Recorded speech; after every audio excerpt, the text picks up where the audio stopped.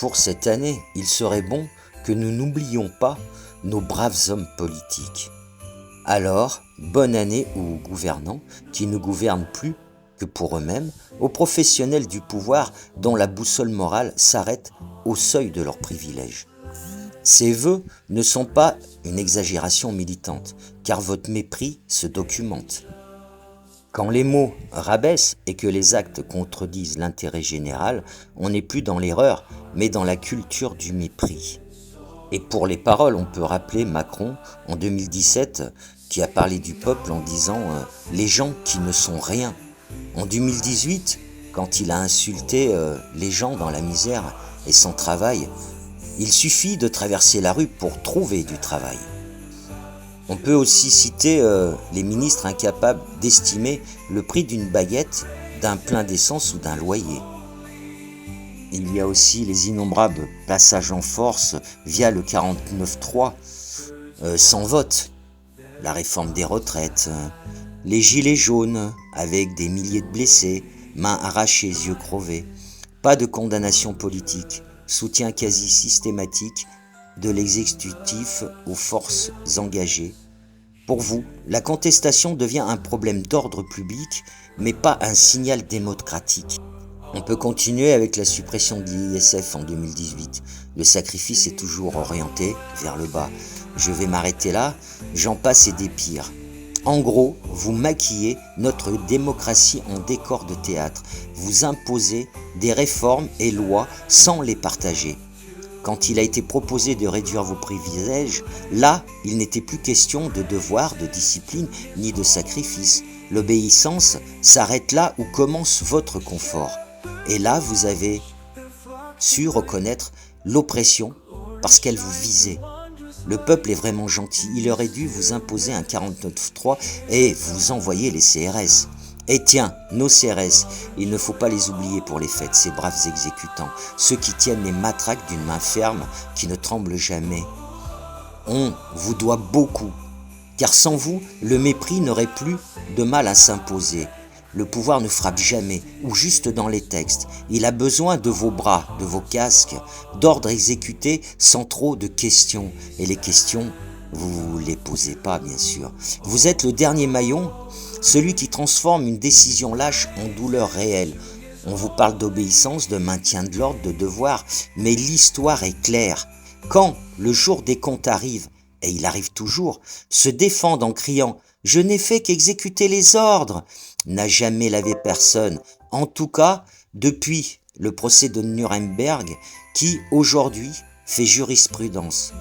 Quand la loi devient un prétexte et non une protection, celui qui frappe pour la faire appliquer porte aussi la responsabilité, parce que sans exécution, la répression reste une théorie, sans matraque, le mépris reste un discours, sans bouclier, l'injustice voulue ne peut exister. Et parce que chaque coup porté normalise la suite. Pas de souci, vous n'allez pas être au chômage, c'est promis, car ils n'en ont pas encore fini avec le peuple. Donc, par logique et par procuration, vous non plus. Va falloir mettre les bouchées doubles, les gars. Mais, souvenez-vous, les régimes passent, les traces restent. Et quand l'histoire fait les comptes, elle ne distingue jamais bien longtemps ceux qui ont ordonné et ceux qui ont frappé. Alors, avec tout ce que je viens de citer et tout ce que je n'ai pas cité, on va faire comme si on était frappé par le syndrome de Stockholm. Et on va vous souhaiter une bonne année à vous tous qui œuvrez sans relâche pour notre plus grand bonheur. Même si on sait que vous n'en avez pas besoin, car vous savez faire en sorte que tout se passe bien pour vous. Ah, il faut quand même que je rajoute une chose très importante.